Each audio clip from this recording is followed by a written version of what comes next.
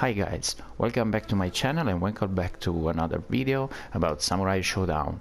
I've been asked to upload another video about the base mechanics of this game, and so I'm gonna start like I did for the Italian guide with the basics of the practice mode, and so we're gonna check how to set up the bot and what all these options are about. So let's get started. And let's check this box on the left side. You can see there's I've changed my language in English, so it will be easier to understand and to translate to you what a certain command does. So the first option is the touchpad button. You can press your touchpad button if you leave it on and restart the match. If you press on the touchpad, on the left corner of the touchpad, you will start on the left side of the screen. If you touch the center, you will restart from the center, and of course if you touch on the right, you start on the right of the screen. So this is very useful shortcut to reset the match, and you can do it even manually from here. So if you're using like an arcade stick, you can choose where to restart from here. Maybe your arcade stick is like the one I have, so you don't have any touchpad on it, and you can use this when playing with an arcade stick. So if you choose default, it will obviously reset all the options to the default settings. You can check all the command list for your characters, and you can change the button configuration from here. You can go back to default. Now I have a custom setup because usually I play online with the arcade stick, so I changed it a bit for the arcade stick. Okay, in fight request you can ask another player, you can just search for another player who's training, and you can ask to train and to search for someone. So you just have to search like this. You choose on, you can choose the opponent rank and the region and the connection speed, and when you go out of this menu, if you see on the right corner, it's searching, saving, loading, searching for ranked match opponent. So for now we just gonna cancel it. Okay, then you can choose your character, and this will let you go back to the character select screen, and you can end training, and you're gonna go back to the main menu. Okay, and then we have the action for our bot. Okay, so we can select several different actions, like for example standing, crouching, and our opponent is going to crouch, so I can try for example to crouch and enable his guard like this, and we can try all our attacks and see, for example, if it's an overhead attack like this one, the opponent won't be able to parry this one, and so we can try different stuff, like for example the Tsubame Gaishi advance. He just steps forward, and retreat, he steps backwards. Step forward is like a small, yeah, that's it. Step forward, jump out, which is the opposite thing, and vertical jump, forward jump, backward jump. You can choose to play or control the opponent, so you can train with another friend of yours with limitless health. So this can be quite good for training and understand the game mechanics and the character special techniques. And then you can set the bot a CPU level and train against that CPU level. Okay, so we just leave in stand, and now we're gonna check the guard, which is one of the most important options about the training mode. So you can choose for example an all guard. It will block everything, anything. Okay, then you can choose for example one hit guard. This one is useful because if you do 2 attacks in a row, one after the other, you can see if these attacks are actually a combo or not, and you can use it even for the guard break punishes. You can try if it's a punish or not, the attack you have in mind, okay? And for example, you can try like, okay, so these attacks are not a combo. You can try with the light, and with the light is a combo. So GB, medium slash, and a quarter forward, and light, and this is a good combo to do after a guard break. So this one guard is quite useful to understand which kind of attacks can connect one after another to create small combos, okay? One guard jump, this is useful as well, in particular if you want to try characters who have like special abilities in the air. You can throw an attack and you see the opponent right after the attack is gonna jump. So I can try several different things. It doesn't work against a guard break, okay? This is useful too.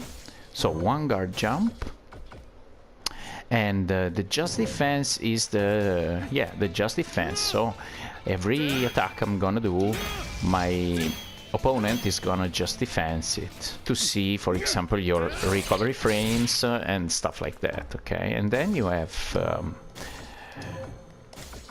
the stance break, so just defense and then stance break, that's it, okay?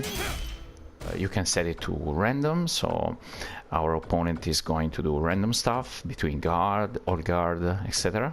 And you can put it on off. Usually I always leave the card on one hit guard, okay? The counter is it affects your attack, so if you leave it on the first attack, each first attack we are gonna do, it counts as a counter move, okay? So you can see how much damage you do if your hit is a counter hit, okay? Plus 4%. Let's see, like Tsubame Gaeshi plus 14%. So you can now understand which kind of attack is better to counter your opponent, okay? You can set it to random. I don't really understand why you should leave it on random, but it's fine, okay? I always leave it on off. Then you can choose your opponent's wake up option, which is stationary, front and back, or random. So you can try the different punishes. If you leave it on random, the punishes on react. So if you see him rolling, you can try, for example, with the guard break. This one is good too, okay? Usually I leave it on stationary. Then key data and attack data, I always have them on turned on, because I can see the command on the left and the attack data, which is the damage, and you can see the difference between for example, the first line says damage, which is just the attack you're doing, and the total damage shows you the total damage of a combo, okay? As you see, 160 total damage, and the last attack was 100 damage, okay? And you can even check how much your how much rage gauge your opponent is gonna have, okay? Rage gauge on his right side, you see 83, 90, so this is quite useful to understand which kind of attacks give more rage gauge to your opponent, okay? We can change the life gauge recovery. Auto recovery is the default setting, and you can leave it infinite or normal. If you leave it infinite, you won't see the life gauge going down, so I usually suggest to leave it on auto recovery. You can even set it to normal if you're playing with your friend, with a friend of yours. Once he finishes his life gauge, the character is gonna die, and so you will start another round. It's gonna be a bit more of a simulation of an actual match, like this.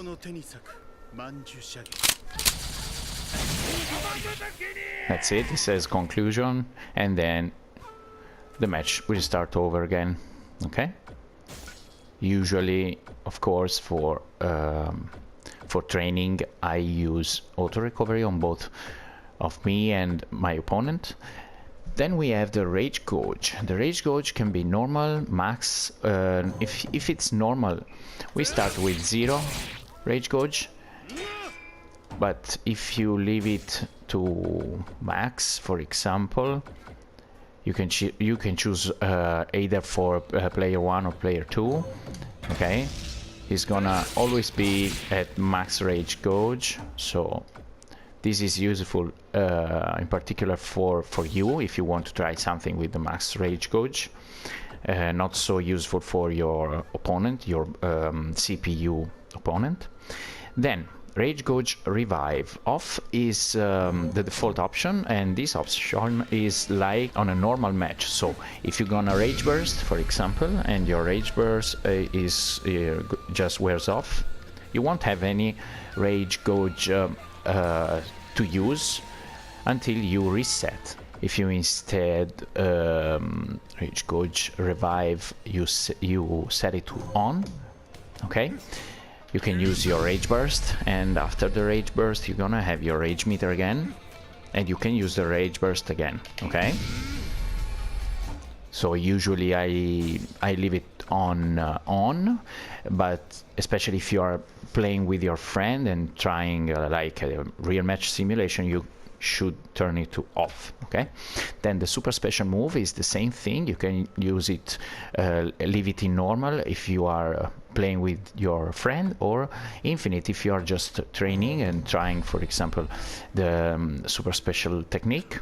So usually when I do a super special technique, I can do once for match, and if I leave it infinite, I can do it an infinite number of times.